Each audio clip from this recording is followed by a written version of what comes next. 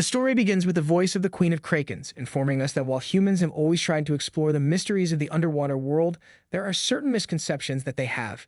For example, Krakens aren't monstrous ship destroyers, but mighty warriors.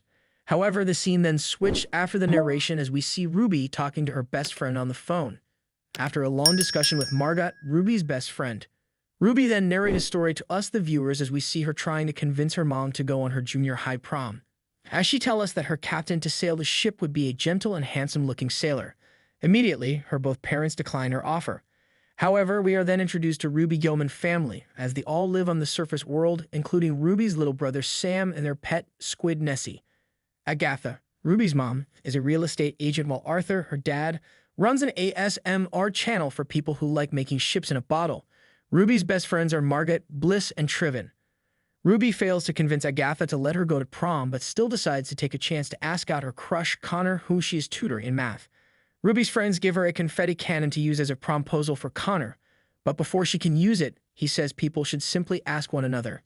He then sees the confetti cannon and takes it from Ruby, only to blast himself in the face with confetti that makes him slip on his skateboard over a railing and into the water. Ruby hesitantly attempts to jump in and save Connor, and when she jumps into the water, but as she tried helping saving Cannon, she got trapped by some tangling leaves which made her pass out due to lack of oxygen. However, just then she began glowing purple and a pulse goes across the ocean. After a very long struggle, Ruby manages to pull Connor to the surface. A crowd of onlookers surround Connor. We see Ruby friend Margot narrating the whole story to her Ruby as they believe someone else saved him. Ruby ran straight to meet Connor to apologize, only for him to tell her that he was saved by the new girl, Chelsea. The new girl in town, Chelsea Vander Z, starts to take credit for saving Connor and introduced herself to Ruby. Just as Ruby tries to talk to him, her left hand starts glowing. Ruby runs to the library to try to call her mom, but she grows to a colossal size, then scaring an old woman with her size before destroying the library and running to hide. From a distance, Agatha sees her daughter's gigantic form and rushes to help her. She runs into her brother Brill, who was sent by their mom, who happens to be the queen, to find Ruby since they felt the pulse underwater. Agatha and Brill find Ruby hiding behind the lighthouse. Agatha explains to Ruby that this is normal for them, and that she shouldn't feel like a monster. Ruby shrinks back to her normal size before going back home, where Agatha tells Arthur what happened. Her mom explained everything to Ruby as she told her that she can't control it and that the ocean triggers it, and as long as she don't go into the ocean, she should be fine. Ruby is more concerned about everyone talking about the monster girl who destroyed the library and school. Her mother then informed her that as long as no one figured out it was her, then she's fine. Just then, Brill leaves. Ruby overhears him arguing with Agatha over keeping this a secret from Ruby. Meanwhile, Ruby follows Brill to the water where he spills the beans on her grandmother. She follows him underwater and grows massive again before Brill takes her to the Kraken kingdom to meet the queen, who insists Ruby call her grandmama. Ruby's grandma then asks if her daughter Agatha told Ruby about her, to which she replied no, saying it seems to be a tiny omission by her mother Agatha. Ruby's grandma then became very furious by this. However, she became calm as she then tells Ruby that she's going for therapy now. She explains to Ruby the history of the Krakens and how the mermaids are their archenemies due to a war from long ago. The mermaid queen Nerissa attempted to rule the ocean using the trident of Oceanus, but Agatha fought back and banished the mermaids. However, instead of succeeding Grandmama for the throne, Agatha chose to live on the surface world.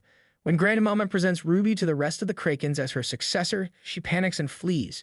As Ruby leaves, she falls into a trap laid out by crusty sailor Gordon Lighthouse, who was obsessed with catching a Kraken after Ruby was spotted by onlookers earlier. Just before he attempts to blow her up, just then, we see Chelsea, who seems to have freed Ruby, while also revealing herself as a mermaid. While Chelsea tries to befriend Ruby, as she also apologized for stealing her credits for saving Cannon, she ends up fleeing back home. The next morning, Ruby's mom is angry about not telling her daughter about her origin. At school, everybody is talking about the Kraken sighting, including the old lady who got scared about the monster. Ruby finds Chelsea and tries to get help with blending in with others. They go back underwater together, where Chelsea shows Ruby a series of currents where the trident is being kept. Chelsea says she wants to help the mermaids, suggesting she is Nerissa's daughter and that she wants to make things right. She convinces Ruby that they can end the war between Krakens and mermaids if they get the trident back and also be very best of friends. Immediately, Ruby tries to swim through the currents but keeps getting thrown back. She goes back to Grandmama to learn how to utilize her abilities such as swimming better and using laser eyes. While Ruby and Chelsea start to hang out more, Ruby begins neglecting her friends. Meanwhile, Gordon goes on the hunt for the Kraken and asks for volunteers, so Arthur, Brill, and Sam join him and use Nessie to trick him into thinking he's caught a Kraken baby. During an open house party that Agatha is throwing, Ruby tries to convince her that she and Chelsea are friends and that they can end the Kraken or mermaid feud. But Agatha says Chelsea is dangerous. Agatha is very surprised that Ruby is now friends with Chelsea, the princess of the mermaid. Just then, Ruby also informed her that Grandma has also been training her. Agatha goes mad.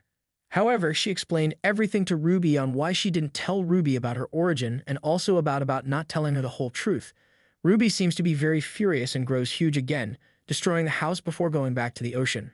Agatha follows and goes back to her mother, saying that Nerissa's daughter is manipulating Ruby until Grandmama says Nerissa never had a daughter.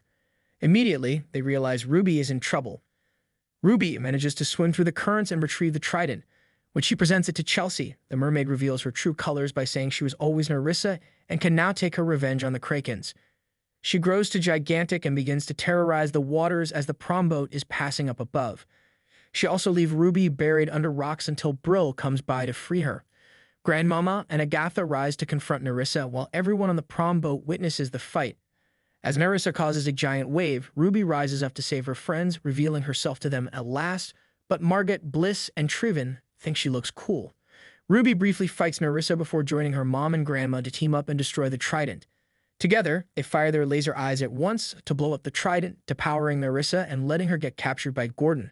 Ruby shrinks and joins the prom, apologizing to her friends for not telling them the truth, but they forgive her and think she's more awesome, as do the rest of her classmates. She and Connor then start to dance. The Gillmans become more successful and popular now that the town knows what they really are. Connor has joined Ruby's friend group now that they appear to be dating. When Ruby finds out there is more trouble underwater, she wastes no time in jumping in and going full Kraken.